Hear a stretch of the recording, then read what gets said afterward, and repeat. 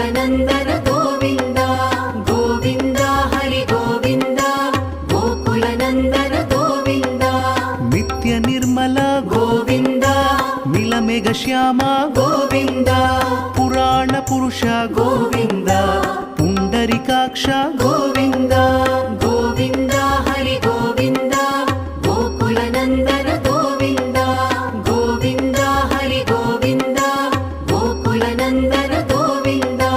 नन्दनन्दन गोविन्द नवनीत चोर गोविन्द पशुपालक श्री गोविन्द पाप विमोचन गोविन्द